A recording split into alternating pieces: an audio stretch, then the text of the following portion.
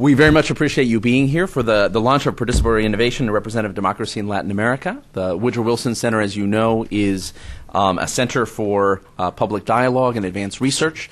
This is a project that emerged out of a research project here at the Woodrow Wilson Center, in which people from a number of countries participated.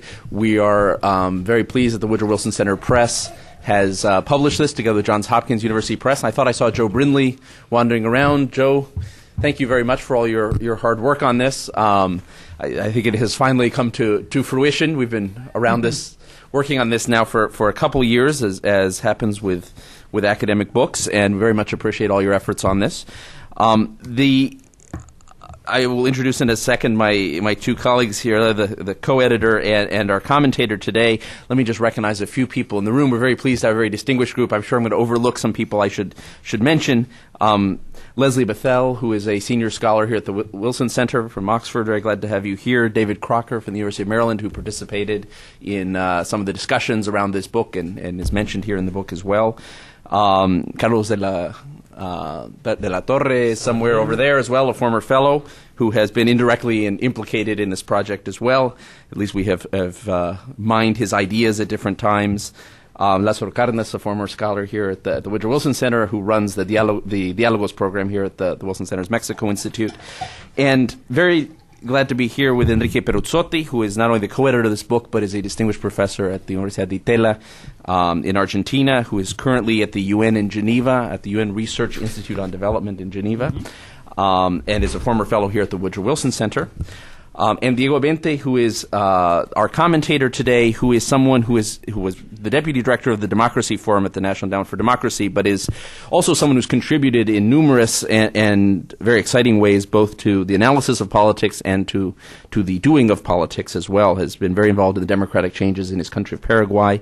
Has written extensively about democracy in Paraguay and in Latin America overall, but also served as, I believe, Secretary of Labor, as ambassador to the OAS, as a member of Congress at different points, and has sort of gone between the vida activa and the vida reflexiva in these things. Yes, which is very Wilsonian, by the way. This book emerges. I'm going to say just a few words about it. I'll turn to Enrique really to talk about the meat of what we were interested in getting at with this book. The idea really started a number of years ago. This project probably started about 5 years ago, actually. Funded by the Tinker Foundation, we were able to get together people from 7 different countries to talk about something that seemed to us was an interesting phenomenon that was understudied or had been studied in only one particular way, and that is the rise of participatory initiatives in Latin America. We know a lot about participatory budgeting in Brazil, certainly the most documented of the cases of participatory innovation in Latin America, but there are also cases of participatory planning in Mexico and Chile. We actually found in Mexico there's about 1,000 municipalities report, which is almost half of the municipalities in the country, report some sort of participatory planning mechanism. In Chile it's a little bit less generalized, but there were some very interesting cases. In Guatemala, the community development councils, which were mandated by the Constitution. The popular participation law in Bolivia, which has also been fairly well studied. And a number of other things. You could look almost every country in Latin America, and there's a movement towards some sort of participatory innovation. Much of the study of this has looked at ideal cases, particularly Porto Alegre and some of the cases around that, where participation has really has really taken root, where there are some really innovative experiences, but also some outcomes that you can point to. But most of what we were seeing when we looked at this was perhaps less innovative, less established, and at the same time was out there, not studied, not looked at. And we were interested in looking at what we ended up calling, and Enrique and I literally sat down at one point at a computer for about 3 days and went back and forth trying to write up, systematize some of the work that we had done over the years on this, what we call the gray cases. That much of what is going on in participatory innovation is not Porto Alegre. It is not institutionalized in that way. It is not necessarily as unilaterally positive as you would see in Porto Alegre. There are experiences that come and go, often with particular leaders, often with changes in political parties. But nonetheless, it would be interesting to look and see what this means for democracy. And we were interested actually in 3 things. I mean, why do these initiatives take place, and why now are there so many of these going on? How durable are they? Is this something that is sort of a fad that's happening right now? Is this something that's likely to last? How durable are specific experiences? And finally, and the point that Enrique will talk about in great detail is what impact do they have on democracy, and particularly representative democracy. Often these experiences have been studied as an alternative to representative democracy. Since representative democracies don't work as well as people would like in Latin America, you go around them by creating participatory innovations. Our sense was, does participation actually contribute to representative democracy? And we'll go into that in a moment in further. We had a series of meetings around Latin America, in Argentina and Brazil and Bolivia and Colombia and Guatemala and Mexico.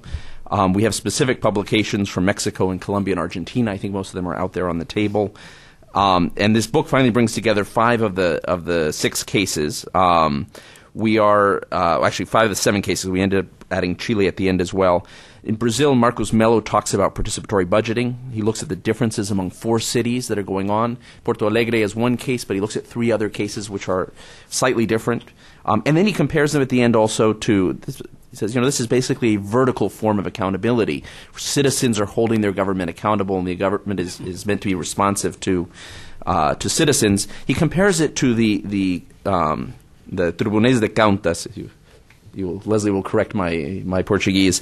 The accounts tribunals, which are a horizontal form of accountability, which are actually part of the judicial system, which attempt to keep state governments honest on fiscal matters. And he sort of looks at whether participation is as good a mechanism as horizontal accountability to generate accountability overall. Makes a very interesting argument around it. In Argentina, Enrique can tell you more about what he found, but he looks at the participatory budget in Buenos Aires, a case that has not been studied before. One of the gray areas within participatory innovation, where there's an emergence of at one point a very dramatic form of participatory budgeting, but over time it begins to fall apart. I look at 3 cases in Mexico, in Ciudad Nezahualcóyotl, in Tijuana, and Chilpancingo, where 3 different parties govern, cases that David Crocker has read about many times now. Had him read this many times in different forms. Whether participatory planning in these 3 cities, all of them have major participatory initiatives, and whether they begin to replace clientelistic channels that existed. The PRI had created, the Partido Revolucionario Institucional in Mexico had created clientelistic channels for mediating between citizens and the state, and whether participatory innovations get around those channels, whether they create new formalized channels for citizens to hold their governments accountable and to make demands to the government outside of traditional clientelistic channels. Ani Rivera Ottenberger does something very similar with Chile. She looks at 2 participatory experiments in 2 different cities and has 2 very different outcomes, one which is very much replaces clientelistic channels and one which does not. In Bolivia, Roberto La Serna takes a broad view at popular participation and looks at whether it generates new mechanisms of responsiveness and accountability as well as tangible changes in policy. And he also looks at things like social indicators and economic indicators. To conclude, let me say one of the things we found is these initiatives tend to take place because of the shifting demands for democracy in the hemisphere. Usually it's an individual initiative of a political leader, or it has to do with a change in political party. It's part of coalition building strategies. Rarely is it an explicit demand of civil society, but it is part of political leaders responding to a general demand from citizens for new channels of participation. How durable are they? Most cases are quite fragile.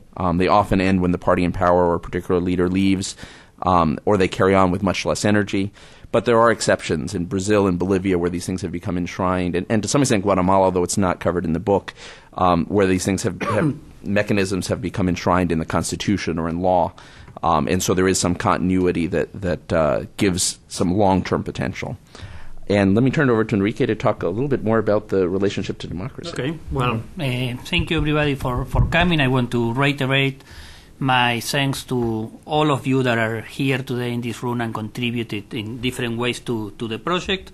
I also want to thank Diego for agreeing to comment on the book. And, of course, to Andrew for inviting me to join into this project that he had already initiated, and that it became actually a very fruitful and exciting intellectual collaboration. I think that today's book presentation is a good follow-up for yesterday's conference, the excellent conference that we have on populism that Carlos de la Torre and Cindy organized, where we discussed to what extent populism in the region is still alive or not, and where we were dealing actually with the issue of classical populism versus neo-populism, and where several presentations stress the role that classical populism played in a previous process of democratization in the region, particularly a process of democratization of what has been called oligarchic or conservative liberal democracies into populist or mass democracies. I think there was a general agreement in yesterday's conference that populism and this process of democratization has left a very ambiguous result, that populism might have been some distributional and might have had some distributional effects, might have contributed to the politics of recognition, incorporating previously voiceless sectors, but at the cost of the polarization of society, of the institutionalization, of the erosion of mediating structures, of the establishment of distributional socioeconomic policies that were not sustainable in the long run, and on the political instrumentalization of social policies. I think that our book deals with a similar issue, with a question of democratic deepening, but now in a different historical context. And the question that actually the book addresses is, well, what are some of the roads that are being pursued in order to democratize existing political regimes. And we had focused in this book on a specific answer, on that actually, as Andrew was saying, has a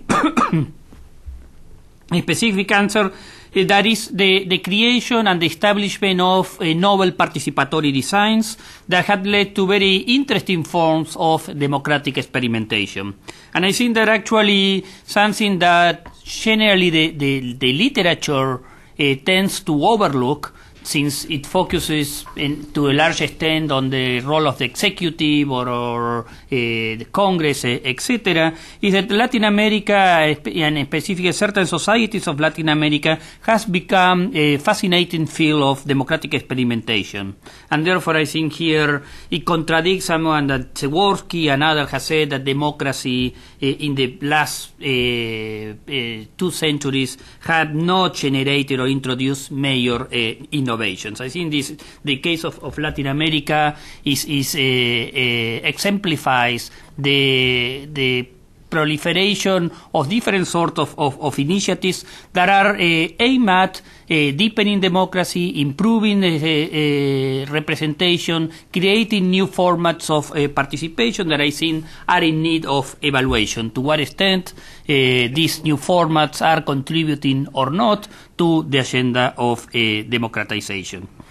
So we had focused. Again, I think there is a lot of innovation, not only in terms of new forms of civil politics, of human rights, politics of social accountability, etc. We had focused specifically on the creation of new institutional arenas for civic participation.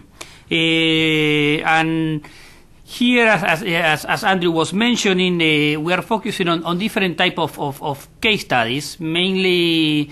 Many of them take place at the local level, the creation of participatory plannings, of different sorts of social councils, of oversight boards, of participatory budgeting, the establishment of national laws of participation in some of these societies, etc.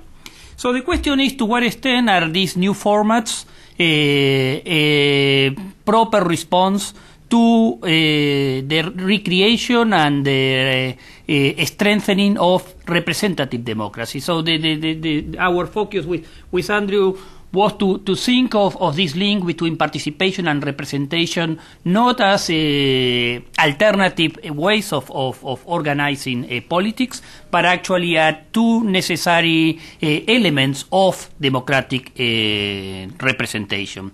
So the question is to what extent the creation of these new formats is contributing or is providing an adequate answer that could recreate a bond between politicians and representatives that in some of these societies seems to have has been eroded in recent years. And in some of these societies, we seem to witness the broadening of a gap between representative and representatives.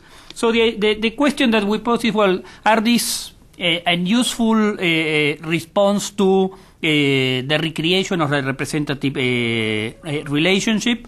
And to what extent these mechanisms serve to strengthen democratic accountability in the different forms. And I think here is a different response to the response of populism, in which they try to answer, to provide an answer to the question of the previous crisis of legitimation of liberal representative democracies, not by recreating and strengthening indirect forms of democracy and strengthening political mediation, but rather by providing or looking to replace representative democracy with some sort of direct democracy based specifically on this strong connection between leader and people. So here what we're seeing, I think, is a different response, a response that moved these societies away from the democratic populist tradition that had shaped many of these societies in the past. And the question, as with Andrew and I were saying, is, well, how to productively combine participation and representation. And a major presupposition of the volume is that actually participation is not at odds with representation, that participation is indispensable to representation, and that both participation and representation complement one another. And this breaks with two major traditions within participation theory. Well, one is actually the tradition to think representation mainly as an activity of elites, and in which the role of the citizens is merely to mobilize on election date. But then, and especially most of minimalist theories of democracies, assume that the role of the citizen between elections has rather that citizens between elections played a rather irrelevant role, and that actually the actual activity of representation has to rely on political elites. And also within the field of participation theory, to think of the creation of participatory designs as an alternative to representative democracy. So usually many of proponents of participation actually they see participation as a reaction towards the shortcomings and devices of representation. And the goal of many of these participatory designs is to replace representative structures with new forms of direct democracy. This is, we see some major theories, Benjamin Barber, for example, that constantly criticize the idea of representation and proposes participatory democracy, but in the end what he's doing is creating more representation, that is to say, representational bodies at lower levels of society. And also we see it in the perhaps one of the most influential books on participation, that of Carol Pateman, in which she proposes participation not as the creation of participatory structures at the level of society, but that these participatory structures bear not connection, are not influence on formal representative institutions. Our interest was to see to what extent these participatory institutions establish or are a propitious way to reconnect citizens with formal representative institutions, and to what extent they generate better forms of representation, and at the same time they create better forms of civic participation. Just very briefly, we could argue that some of these structures at least has the goal of improving representation in different ways. First, in establishing more transparent, more accountable, or more public forms of decision-making that could, in some cases, and I think that Andrews make a strong case for the Mexican example that he analyzes, that in some examples can replace previous clientelist linkages with more public and deliberative forms of interaction.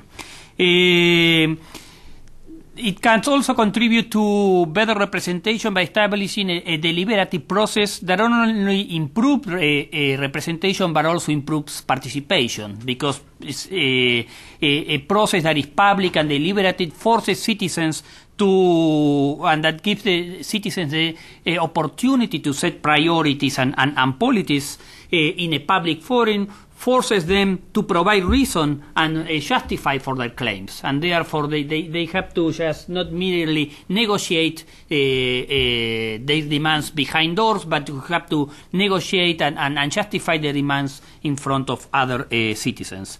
Another attempt of many of these institutional spaces is to bring new voices into the political arena, and particularly to bring sectors that were previously excluded, the low-income community sectors, into these arenas of decision-making and influence. And finally, some of these participatory elements, participatory arenas attempt to provide a more equitable distribution of public goods that could improve the distributional outcomes of policies. So this is one set of problems that this book addresses, and I think that the very rich cases that the volume contains address in several ways, and that they provide very different answers to these questions. The second issue is that of institutional innovation, and as Andrew was saying, we were interested to move the discussion away from two sets of literature. One is the legacies. There's a whole discussion of how legacies, the populist legacy we're discussing yesterday, the military legacies, the oligarchic legacies, etc., are shaping political dynamics, are constraining the functioning of existing democracies. And generally this literature focuses on the role of legacies, but have a little, not many answers on how to overcome those legacies, how to generate process of cultural and institutional innovation. And I think these case studies illustrate one way for Latin American society to overcome, say, previous questionable legacies. And also we wanted to move the analysis of participatory formats away from another literature that focus on poster child cases, in which they focus on paradigmatic cases in where all variables were conducive to success. And obviously Porto Alegre and participatory, the experience of participatory budgeting in Porto Alegre was probably the paradigmatic example of this approach, where many of the variables of the civil society, political society, institutional design, etc., were favorable to the success of this experience. And as Andrew was saying, we were interested more on gray cases, on cases where not all variables were that conducive variables were there, because we saw that these gray cases present a more realistic picture of the regular scenario in many of Latin American societies.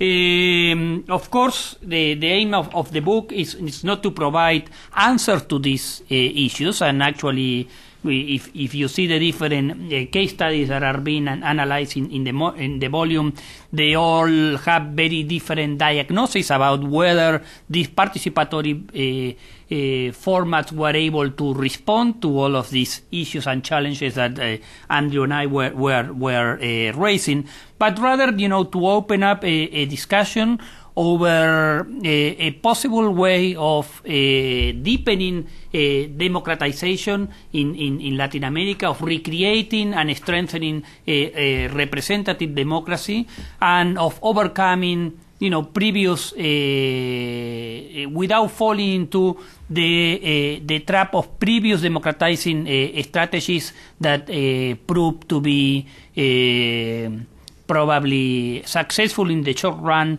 but in the long run led to the deterioration of representative democracy in the region. Thank you, Enrique. Diego. Well, thank you very much. Good morning to everybody. I'm very glad to be here. I thank you, Andy and Enrique, for inviting me to comment on the book they are just presenting. It is an honor for me to do it and to be here with you and share my views. I will try to be brief. I hope I will achieve my goal. And I will say first a few general things about the book, then some more specifics about the content of it, and then I will finish with some reflections of my own on the issues that are being raised, or that at least I saw as interesting after reading the book. To begin with, I think this is a must-read book. It is a very important book that addresses a very important issue, and it does it with rigor, with academic rigor, and with a good combination of theoretical and empirical work. It is solidly grounded in theory. The first chapter, the sort of framework, is a very convincing, very persuasive, and yet very simple and readable theoretical framework for analyzing the issue of these participatory innovations. It is timely theoretically because this issue of new forms of democratic practices is becoming a very important issue to address in the literature. And I think it's also opportune politically because it addresses an issue that, at least in Latin America, is of foremost importance. And I'm, as a Democrat, completely persuaded that if we do not find a way to address successfully this issue, then the populists will find their way, and their way is not my way, and I certainly don't want our society to follow that way. So I think it really sort of answer a number of needs of both, political, theoretical, etc. And it's truly comparative. It is a book that has a very solid theoretical background and theoretical treatment of the theme on the one hand, and is truly comparative. It has very significant case studies, very well chosen, that allow us to, I would argue, to reach very significant conclusions on this issue. And the discussion of the book in particular, I would like to start with the point, also as Enrique did. I would like to start by talking about one point raised in the conference yesterday here on populism, and I think Enrique did it. I mean, the basic issue is how do you reduce the gap between the rulers and the ruled? That is basically the issue. One way or another, you can put it in many different and fancy ways, but in reality, it comes out to how do you bring rulers close to the rule, or ruled close to the rulers, or how you establish a better, more responsive relationship between rulers and rule. So that's the starting point. The conceptual framework as I said before, is a useful, very useful contribution, because it shows that this dichotomy between participatory versus representative democracy is false. It doesn't stand. It has no it has no theoretical standing, and that in reality what this issue of participation versus representation can be better addressed as complementary parts of the democratic process. Representation is a part of the democratic process as much as participation is a part of the democratic process. And that's why it's so important to look at these participatory innovations, such as the ones that are being dealt with in this book, because it shows us how societies have created new forms, perhaps perfect, not so perfect, I should say, imperfect, but new ways of trying to not breach, but reduce this gap between the rule and the rulers. Now, let's go to the case studies, because the case studies are fascinating. The cases are, Mexico, and if you don't know, I'll tell you. Mexico, Argentina, Chile, Bolivia, and Brazil. Brazil being, of course, the most paradigmatic case of them all, because it is where this idea of participatory budget emerged and the practice developed in the city of Porto Alegre. Marcus Mello writes a very interesting chapter analyzing what can be accomplished and what cannot be accomplished with participatory budget. So he shows the potential, but he also shows the limitation of participatory budget. And also, I think he basically allows us to get rid of that highly idealized version of Porto Alegre as the Athens of the New World in America, in this Rio Grande do Sul, and he said, well, it's not Athens, okay? No es Atenas. No, it's Porto Alegre. So I think I enjoyed that chapter very, very much. And so I'm going to perhaps emphasize a little bit more the criticism, not because I don't appreciate the innovation, but because I want to somehow emphasize the limits of those innovations. I'm going to quote Mello just a few things. For example, he says, in all, these numbers suggest that participatory budget involves great mobilization of the population, but creates a problem of legitimacy, because the delegates are chosen in processes in which a fraction of the population is involved. More importantly, the delegates are an imperfect and parallel mechanism of political democracy, not representation. The imperfections arise from the fact that the process is not monitored by independent agencies or bodies for voter registration, and there is no control over who is actually voting. That is in terms of the process itself. So the process is far from perfect. Then let us address the issue of impact. Okay. And according to Mello, in Belo Horizonte, in the first year, half of the local resources for investment were allocated according to decisions taken by the participatory budget. In Recife, around 10 to 15% of the capital budget. And so what we're seeing here is that this mechanism of participatory budget in Brazil, generally speaking, for all this tremendous amount of social energy that it consumes, it really impacts only a very small part of the whole budgetary process. He also shows that in the end, the mayor has a lot of power in terms of executing the budget, funding or not funding decisions. So even after all this exercise of participation, the mayor really has la lapicera. The mayor has the pen, and so the pen is, is the bullet of yesteryear. Okay, so it has a number of positive features, but then let us not idolize it.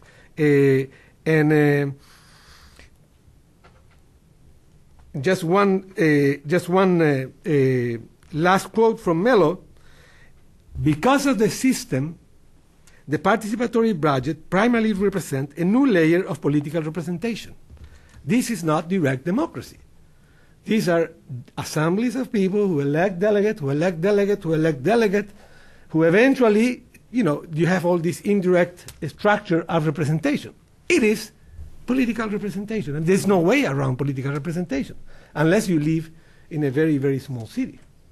So even this participatory mechanism are firmly embedded in the representative process, in the process of representation. There is no way around it. None of them were created in a participatory manner. They were created by the mayors. The mayors, not by law, not by the members of the city council or by the Congress. They were created by the mayors, by decree.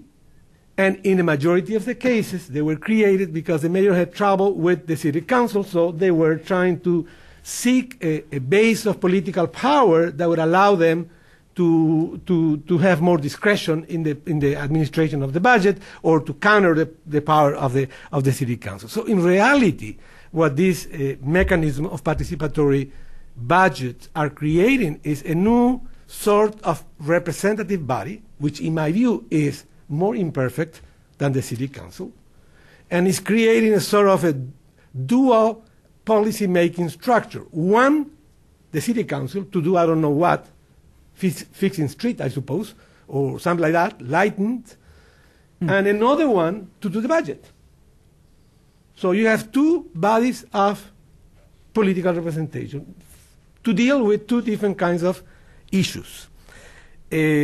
That's the part that I would criticize. Obviously, we have a lot of empowerment of the citizen, participation, social capital being built, political leaderships emerging, the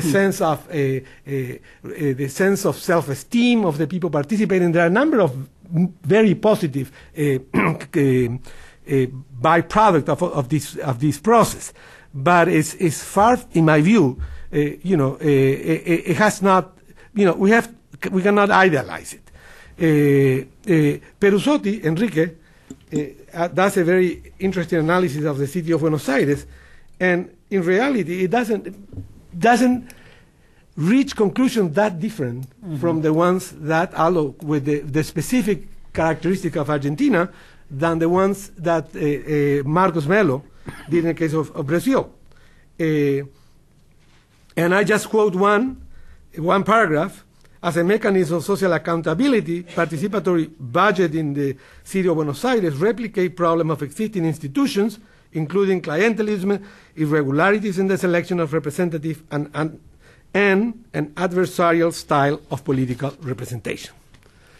So, these participatory innovations in the field of budget or budgetary policy at the municipal level are not the panacea. They generate a number of positive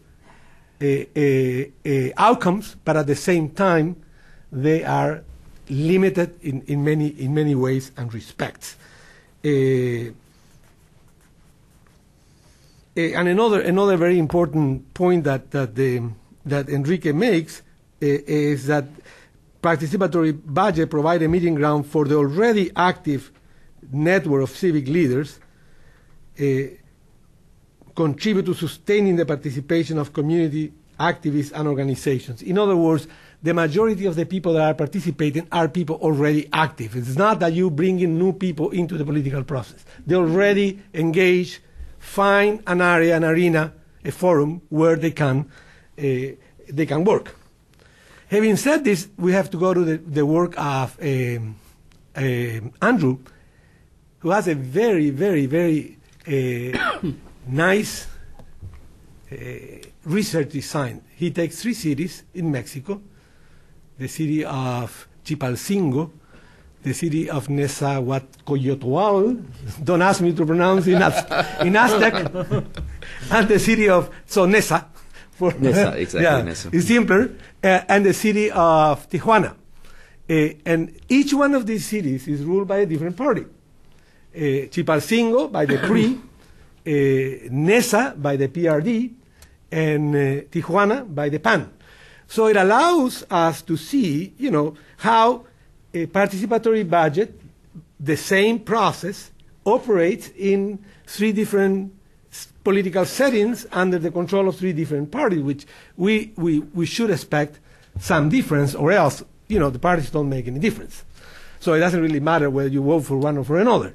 And he found differences. And he found, very interestingly, that in Chipalcingo, for example, ruled by the PRI, what participatory budget does is mainly to reinforce existing political clientelistic structures.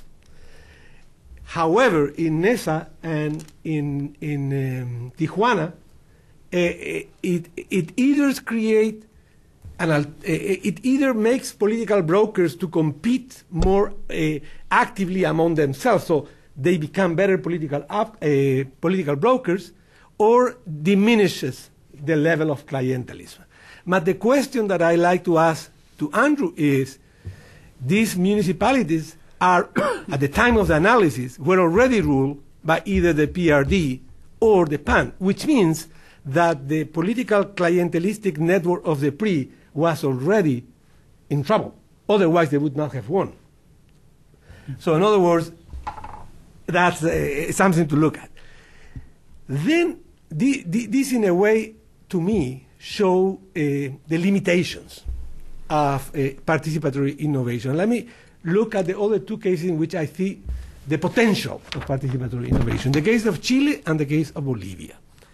In the case of Chile, first, Rivera Ottenberg analyzes two poor communes of Santiago de Chile, Peñalolén and El Bosque.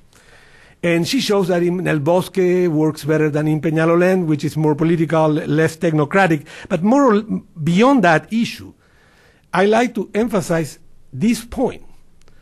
Peñalolén is a commune that has 21 square miles and about 200,000 inhabitants.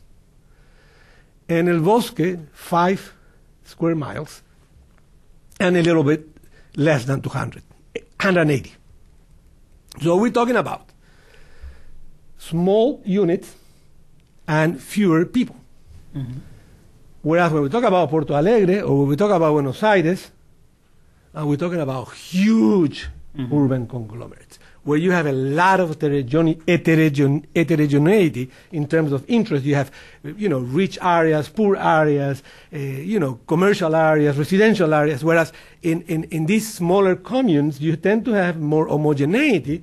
So it seems to me like participatory budget is easier because the decisions that have to be made are less complicated, less politically and economically charged, and also because they are smaller, so you can have a more direct relation. So I think that is very interesting in the case of Chile.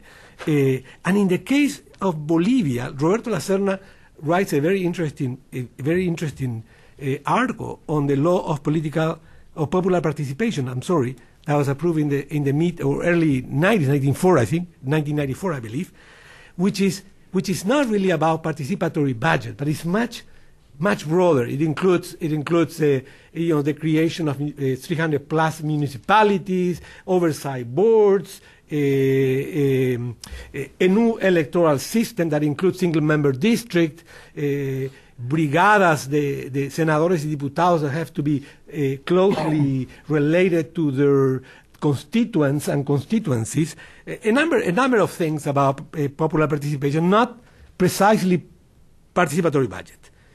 And what we see in Bolivia, in my view, is certainly a significant improvement in the quality of the representation, at least as judged by the people who are supposed to be the ones who should be happy or unhappy about the political system.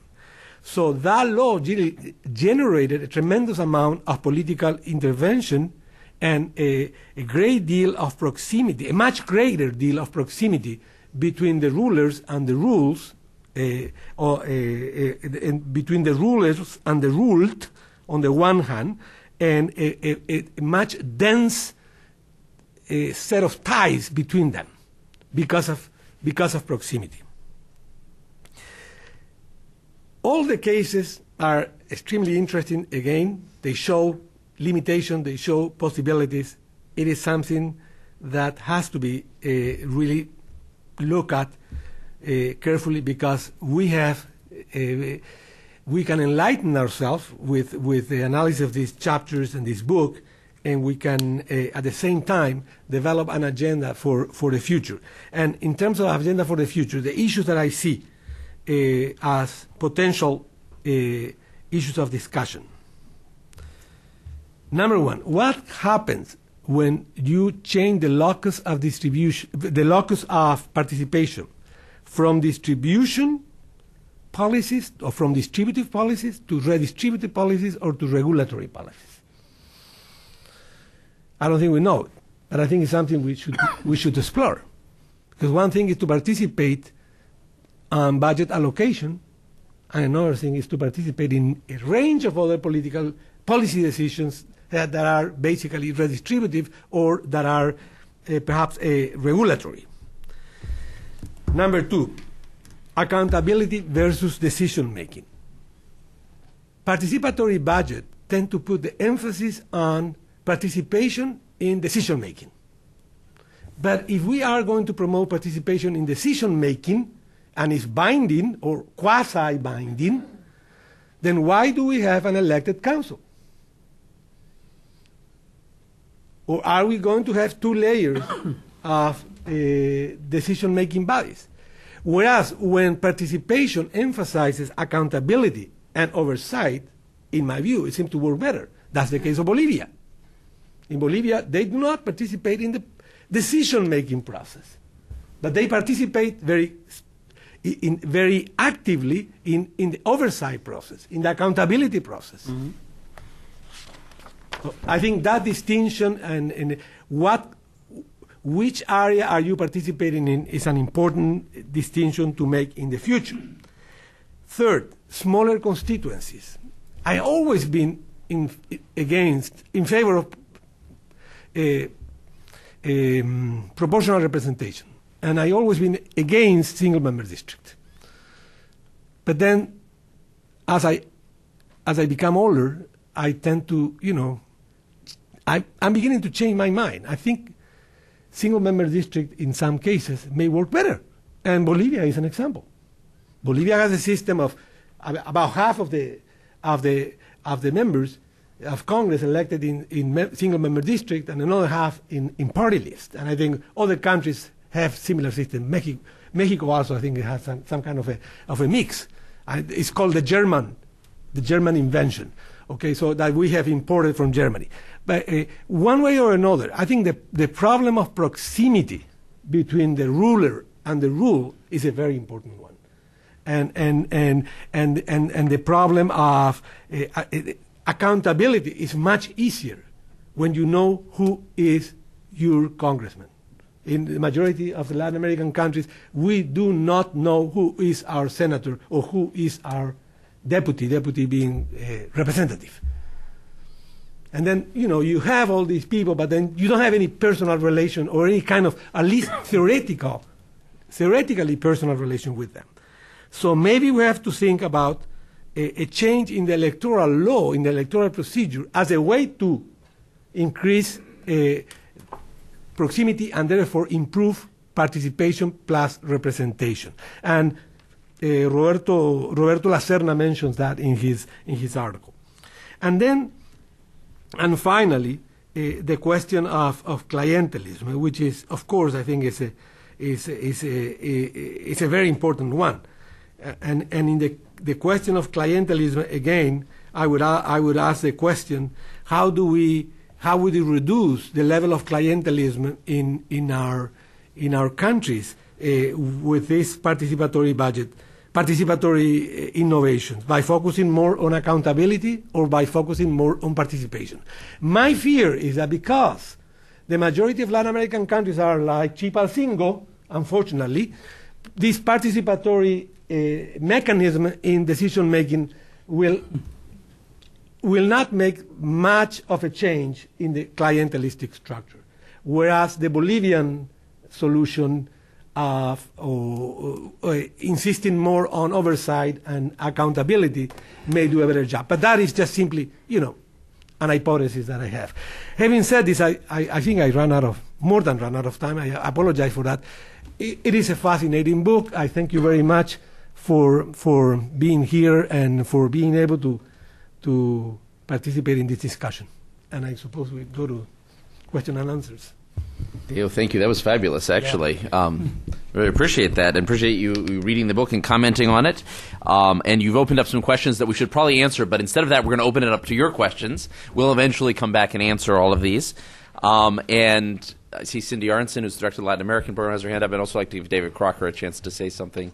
And why don't we start with Cindy, and then we'll go around. Great. Thanks, and congratulations. I have a question, I guess, mostly for Andrew and Enrique. Did you find any difference in the case studies between governments or municipal governments headed by parties or politicians of the left compared to more centrist or conservative parties? This is an obvious question that we've looked at in the New Left project, and I think found certainly at the national level that presidents of the left had undertaken a number of steps to improve the kind of communication between civil society and the leadership, between the reducing the distance between the ruled and the ruler. So I just am wondering whether you found over the course of this research that there had been a different commitment to this kind of issue on the part of left governments. I mean, certainly Porto Alegre being the kind of flagship case would suggest that there is a difference. David. Nothing more gratifying to a professor to see one of his or her students not only write a great dissertation, but to build on it with other colleagues and produce work that is going to enrich the discussion for many people in many institutions. So congratulations, Andrew, and for working with such exciting colleagues. I wanted to raise 3 questions. Granted that the poster child of Porto Alegre and the Brazilian institutions have been overdone, and that one of your challenges is to broaden to gray cases in other contexts. Is there not a point to revisit Porto Alegre with a revisionist perspective that we gain from learning what's going on in other places? To ask that question, I draw on a new book that I think many of you would find exciting by Josiah Ober, O-B-E-R, called Democracy and Knowledge. And he revisits Athens. Athens was referred to in relation to Porto Alegre, to find out that the image of Athens as direct participation, everybody babbling in the assembly, doesn't fit what the historical evidence shows of a community of 250,000 people, coastal, urban, agricultural areas, joined together in tribes that represent demes, with representation, yes, representation, on the Council of 500, and representation in many oversight boards, councils of magistrates. And it's a fascinating study in what he calls a kind of network analysis, where the executives, leaders of parties, alcaldes, are lacking, but in which you have a rich participatory culture of rotation and everybody knowing that they're going to have their time in the sun.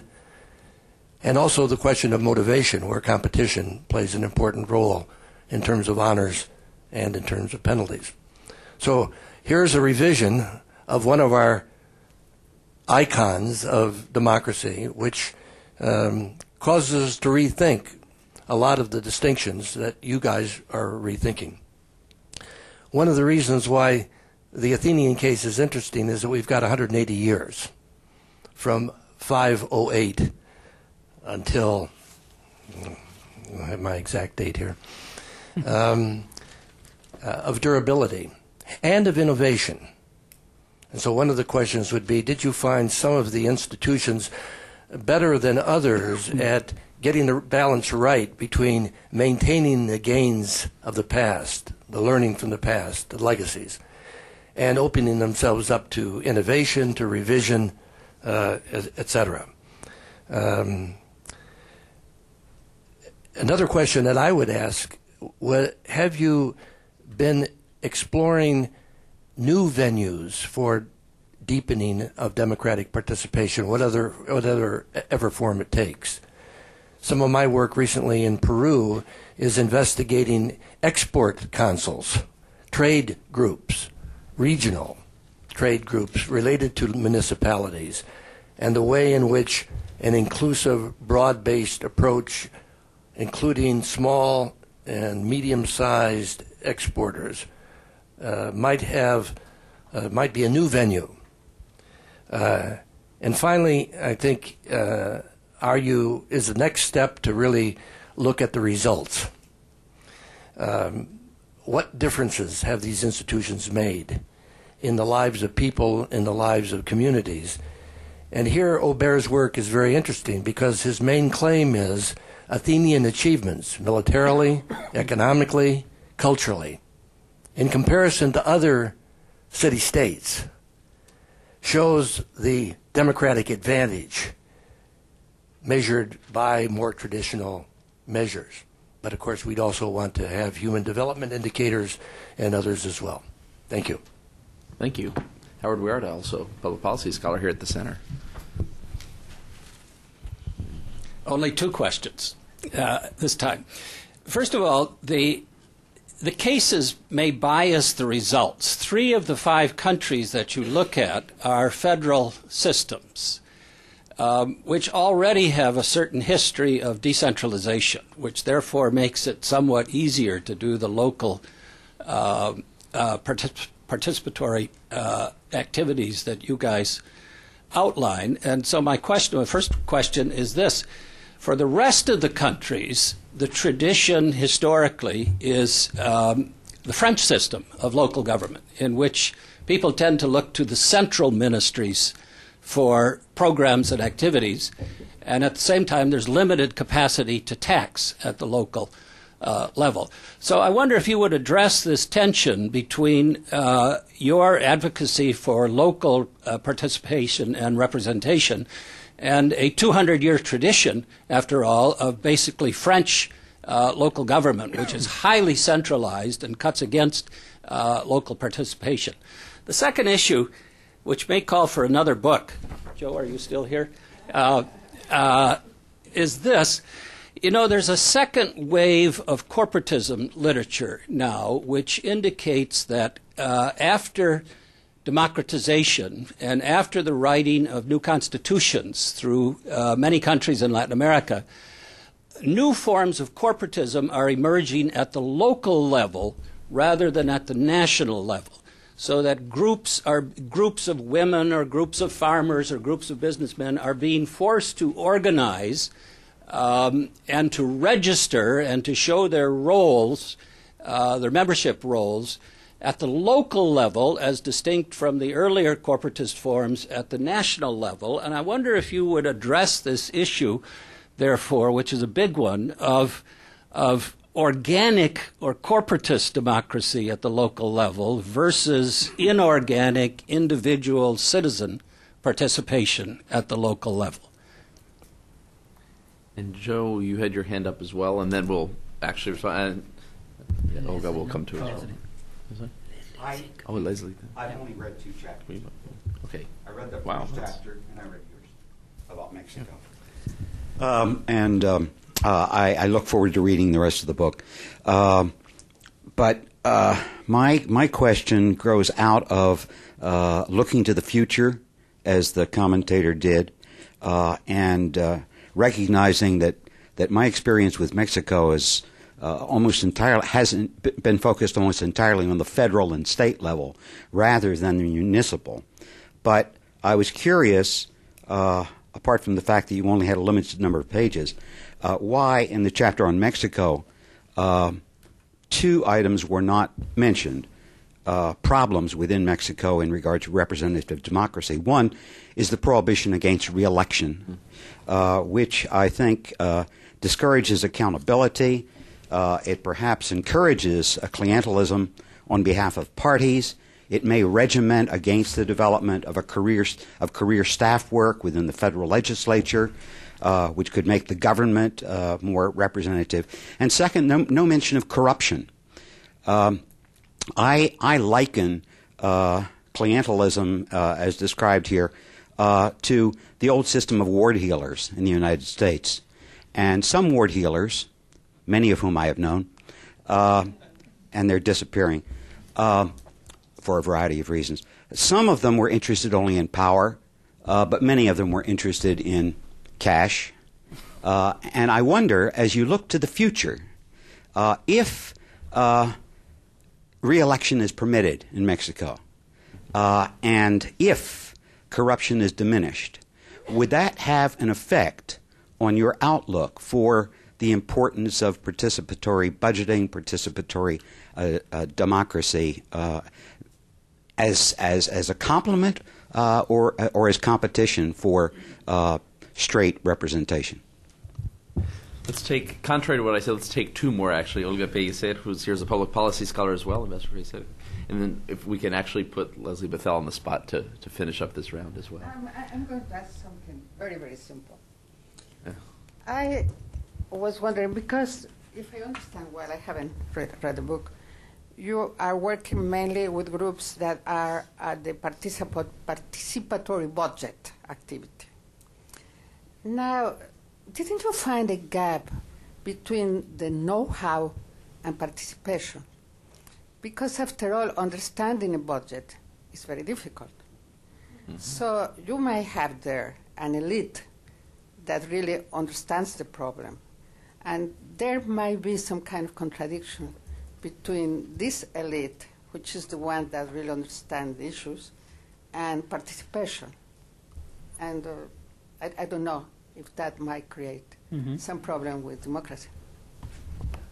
It doesn't. And Leslie, can we put you on the spot to finish off this round? Well, I should say that I haven't read the book. I came into Washington for the populism workshop yesterday. But I want to congratulate the authors, and from everything I've heard, they've hit on an enormously important topic. And from what I've heard so far, it's obviously been dealt with extremely in a very sophisticated way, both theoretically and empirically, so they should be congratulated. I'm really looking forward to seeing this book. Of course, listening, having not read the book, has raised all kinds of issues in my mind. And I think the key for me is that after all the effort we spent worrying about democratization and how we actually get to a minimalist democratic system in most Latin American countries, that is, with regular free elections on universal suffrage, everybody having the right to vote, and competitive and contested elections, including the parties of the left. And I say this with emphasis because Brazil has only had that for 20 years. 20 years in the history of Brazil, we've only had that kind of basic minimalist democracy. But of course, we've moved on now to discussing democratic governance, democratic practice, democracy between elections, the quality of representation, and above all, the issue of accountability. When we come to the question of participatory democracy and Porto Alegre, I have to confess that I've always been skeptical. I've always been on the side of those who thought this was overblown. This was enormously interesting, but not altogether successful, and limited to Porto Alegre. It's news to me that poor Marcos Melo found 4 cases in Brazil. I know a little bit was going on in Recife, but I don't actually know what those 4 cases are. And the question I would like to ask is, related to what Cindy said, nobody mentioned the PT. Nobody's mentioned the Partido dos Trabalhadores. And this is what it's about. The Porto Alegre experiment occurred because the first city and then the first state, well, Fortaleza was an earlier exception, but the first major city, the first state capital of importance, and the first state in Brazil to be governed by the PT was Porto Alegre. And they introduced these participatory budgetary councils and experimented. And that continued. What I don't know, and I'd like to know, is whether this has continued equally successfully with all its limitations after the PT, because Porto Alegre is not now governed by the PT. And are the other cases all PT cases? And if they are, that raises an interesting question, because one of the issues we discussed yesterday is the worrying decomposition of the PT in Brazil. This is a real concern in Brazil. One of the most, a unique event in Brazilian history was the creation of the PT from below, the enormous success of the PT, finally reaching the presidency and the governance of several states and cities. This is an extraordinary story in the history of Brazil. And had enormous impact on the consolidation of democracy in Brazil, this party. If this party is now weakening in some way, then, and the examples we have of participatory democracy are all related to the PT, this raises some worrying questions. And finally, I tend to agree with the line being pursued by Diego, I think. It seems to me that we still have, certainly in Brazil, we still have many problems of old-fashioned representative democracy. Nobody likes to talk much, a few political scientists, but nobody talks much seriously in Brazil about political reform. But Brazil certainly needs political reform. It needs major electoral reform, major party reform, mainly aimed at accountability, particularly it's at the national level in terms of Congress, but it's at the state and the municipal level. And what we're really talking about, above all, is the reform of local government and the strengthening of local government. I too worry about having these new councils and marginalising the elected local council. Why not make the elected local council accountable? Because they're not. And I live in Rio de Janeiro. Of course, I don't vote, but I don't know anybody who knows which vereador to go to if there's a local problem. Rio de Janeiro elects 50 vereadores. They each have 20 assessores, and lots of other things are going on. And nobody has any idea who to go to if there's a serious problem. And I speak this with some feeling because I come from a country, the UK, where local government has been completely destroyed. It used to be strong, stronger than the French. It's destroyed. There is no local government of any importance anywhere in the UK. And in Brazil and in other Latin American countries, it's the strengthening of local government. And I agree, going back to yesterday, if this isn't done, if we don't get a greater degree of genuine representation and, above all, accountability in local, state and national, but we're talking about the local government, then, of course, the way is open once again for new forms of populism that we'd all try to avoid, because we don't want representative democracy replaced by something else, as is happening in Venezuela.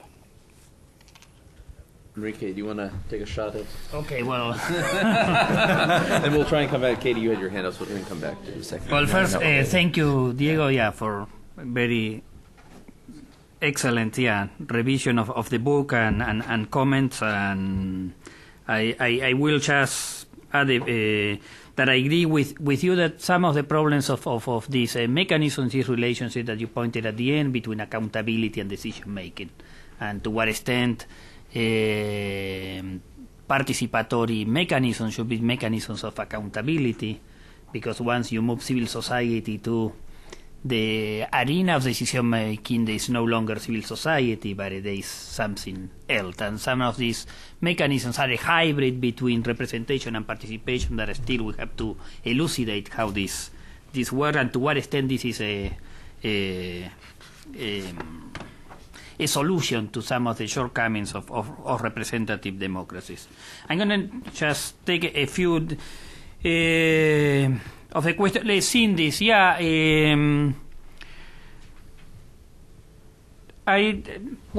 Let's say in the case of participatory budgeting in Argentina, you have, sometimes it's difficult to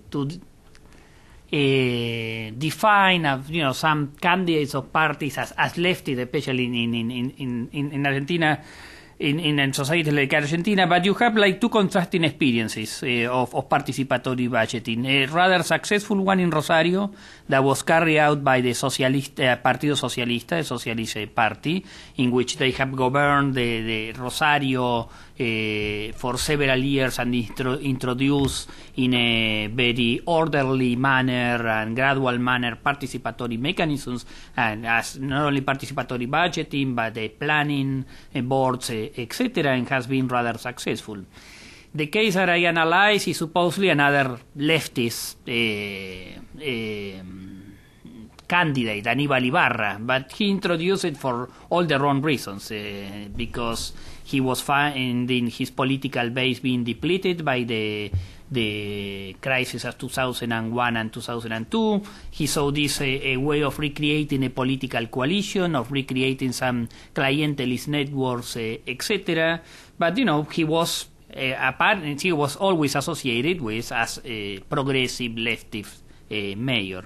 And I think that also you see that in Brazil and the PT, and there are very different approaches within the PT to participatory budgeting. In some municipalities, the PT were against introducing participatory budgeting, and the other ones were eager to introduce. So I think this, but and here I think and Leonardo Abritzer, I think in another book that the John Hopkins and the Wilson published, makes a point that I think that in the end all of these participatory institutions become institutionalized when it's not only seen as a project of the PT or of a leftist parties, etc., but when the other parties in the local system acknowledge the relevance of this mechanism and are willing to maintain it, etc. Regarding Leslie, you have 170 municipalities with participatory budgeting in Brazil. And then there are like some other institutions of the like the Health Council, Educational Council, that you can count them by the thousands. So this is like, it has been a trend, and actually Brazil has been a major export of Brazil. They are exporting participatory budgeting everywhere, and they had been active in Rosario when the Socialist Party was interested in introducing participatory budgeting, etc. And one of the issues we are trying to address is, well, how well this travels, to what extent you can have a common blueprint of participatory budgeting that might have worked, might not have worked in one context, but in a different context might lead to very different results. I agree with your questions about the old-fashioned mechanisms of representative democracy, and here we make clear in our introduction that this should not be seen as the only response or a panacea to representative democracy. There are a lot of issues that are still need to be addressed. Electoral reform, all of the issues have to do with accountability of existing representative bodies, etc. And I think this agenda does not displace another agenda, especially what you mentioned of political reform that is not only present in Brazil but in Argentina and in other societies, and that sometimes the attempt is to replace pre-existing representative institutions with all these new type of bodies that, rather than solve the question, creates a lot of new problems and tend to undermine as the chapter on Brazil, the existing representative bodies at the local level. I will respond one more and then I'll leave it at the question of the second wave of corporatism is an interesting question. It's an interesting question that has to be raised, and where we have a new wave of like local corporatism. I think it's an important question to us, and there's a whole debate on the institutional designs of these mechanisms, and to what extent the institutional designs of these mechanisms are quite different from the institutional designs of the classical mechanisms of state corporatism. So, and I think here you have a wide variation in the operation and functions of these mechanisms. And some of these mechanisms that emphasize deliberation, openness, the autonomy of civil society actors, etc., and others that do not. So I think that, a possible outcome of some of these mechanisms is what you call a creation of some corporatist body at the local level. So I think it's an important issue to bear in mind when analyzing this institution, and especially to bear in mind when designing some of these participatory mechanisms. Just to run through quickly, and it'll complement what Enrique said, I mean, though parties of the left have been instrumental in Brazil, and certainly the discourse of participation is very strong on the left, in the case of Mexico, it's actually the center-right PAN has actually been more involved in participatory budgeting, and because they see it as a way of implementing individual liberty, of really organizing, and frankly because, as we talked about in the political logic in the introduction, because they don't have a base, they don't have an organized base, and so to some extent, for the left, it's often a way of keeping engaged and organized social base. So how do you keep social movements that are engaged with left parties involved with the political process and really bring democracy down in ways that they find meaningful? For parties of the right that have a more middle-class base, and often a lower middle-class base, but nonetheless a base that is a little bit more diffuse and less organized, quite often it is a way of how do you get individual citizens engaged because you don't have the corporatist base at the ground. That said, it's Howard's comment, there's a great deal of sort of micro-corporatism. One of the things I found in the case of Mexico, for example, is that some of participatory innovation, participatory planning in Mexico is a way of sort of organizing existing corporatist relationships to some extent, although quite often they become much more competitive, a little bit more horizontal than citizens begin to have. Though they are organized in lots of organizations, particularly toward the PRD and NESA, a place that Lázaro knows, I gather. You have a certain degree of corporatism still going on, but it becomes much more competitive once the PRD takes over than it did under the PRI, which was much more vertical. David's comment about the multiple venues of participation, if we were to redo this book now, I mean, we started on this sort of 5 or 6 years ago, I would think one of the things we would want to look at actually is, and we sort of thought of this later, a lot of the venues of participation that are most interesting really are not the sort of traditional Porto Alegre-like ones. I mean, there are things like citizen oversight councils on the police, which is big in Mexico, but in almost every place. The Bolivian experience is really much more about accountability, as Diego pointed out. There are health councils and education councils in Brazil and in other countries. There's a number of venues that are not the traditional sort of community-based, but are actually issue-based, specific to sort of the workings of government, and may actually get at the issue that Diego and Leslie raised, which is really moving more from sort of participation demand-making towards holding authorities accountable. I mean, there's still an element of that participation and voice, but there's a huge element also of accountability, primarily. Howard's pointed out federal system. To some extent, it makes a difference, particularly with Argentina and Brazil. Less so, when you look at, and this is sort of from other work we've done in the past, but some federal systems in Latin America look less federal than you would expect, and some non-federal systems look more federal than you would expect. And so I'm not sure that's really the dividing line as much as how decentralized. Some countries like Brazil and Argentina do have a long history of subnational governments. Other countries, much less so, despite whatever they may call themselves. Venezuela, for example, was a federal system, but it's hard to think of it as a truly decentralized system, except for, well, at any point in its history, there was a small opening in the 1990s. Joe is completely right. I actually have another book that looks at some of these issues. It'll come out next year sometime. That I completely agree on the re-election question. I mean, I think this is part of the institutional design where you have no re-election, where you have short terms in office, where you have fairly weak municipalities, certainly strengthens the hand of clientelistic rulers and certainly undermines the possibility that any of this working. So you have to look at some of the institutional variables, the lack of citizen candidacies, the difficulty of creating parties. There's a whole lot of things you could throw in there. And Olga's point about know-how is critical, but that's true in democracy in general. I mean, in general, you have representatives who and groups that compete that know a great deal, that have great skills, whether it's knowing how the policy process works, and others that don't.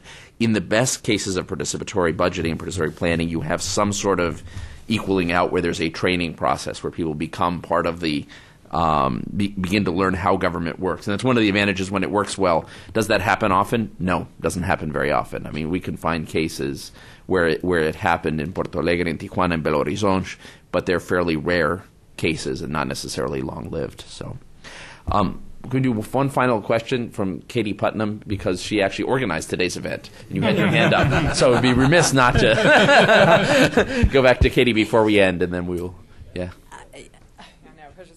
I'm Katie Putnam. I'm with the Mexico Institute, and this is sort of what you've been touching on in your answers. But other than the size component that David talked about, were there other variables that seem to indicate success in the case studies you looked at? Whether re-election was one of the questions, but I was also thinking of whether the legacy of more experience with decentralization or the degree of homogeneity, whether that's economic or ethnic, made it more likely that the participatory innovations bridged this gap between the ruled and the rulers. Thanks.